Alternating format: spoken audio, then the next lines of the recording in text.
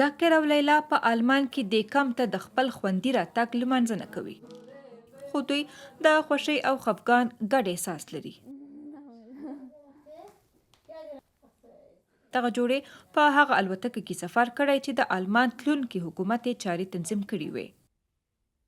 کله چې له اسلام آباد زموږ پرواز ترسره شو نو هیڅ مې باور نه کېده، ځکه تر دې دمخه زموږ یو پرواز لغوه شوی و. بیا مې په دې فکر کاوه چې هغه اهداف ته به ورسېږم چې په فکر کې مې دي. بیا مې عجیب احساسات، د ازادۍ احساس، د خوښۍ او هوساینې احساس درلوده. دغه ښځه او میړه دواړه هنرمندان دي. ذاکر د طالبانو تر واکمنۍ لاندې دغه نقاشۍ جوړې کړي دي. دا رسامي په افغانستان کې د ښځو وضعیت بیانوي. دا سخته ده چې د هغوی په هکله خبرې وکړی شي. زړه مې غواړي وژاړم. دې ښځې چادري پر سر کړې او پرې چلیپا راکش شوې، په دې معنا چې ښځې په افغانه ټولنه کې کوم ارزښت نه لري. ازادي هغه څه چې خبریال او فلم جوړونکی علي په آلمان کې د خپل ځان، میرمن او لور لپاره د ترلاسه کولو هیلهمندي لري. لومړی مې باور نه کېده.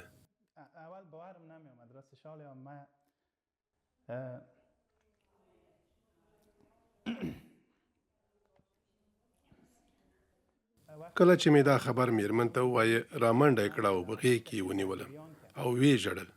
له هغې 1 ساعت او یا ډېر وخت لپاره وژړل. دا د خوښۍ ژړا وه او یو ځل بیا یوه هیله رامنځته شوه.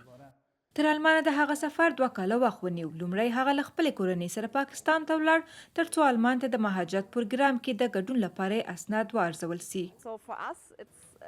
زموږ لپاره آلمان ته د خلکو د راتللو ښه لاره ده.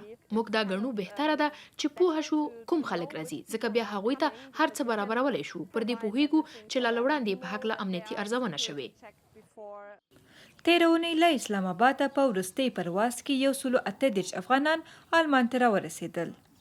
د آلمان راتلونکی حکومت چې د مهاجرت په اړه تر فشار لاندې د ژمنه کړې ده چې د امکان تر حده به د افغانانو د منل کېدو او بیا مېشتدنې پروګرام را محدود کړي. زه مطمئنه یم چې دې ناراحته کوونکي خبر چې آلمان ته له خطر سره د مخامخ افغانانو وروستی پرواز ترسره شوی، په ځانګړې توګه په پاکستان کې د میشتو افغانانو سترس او روحي فشار لا پسې زیات کړی. به مراتب بیشتر شده.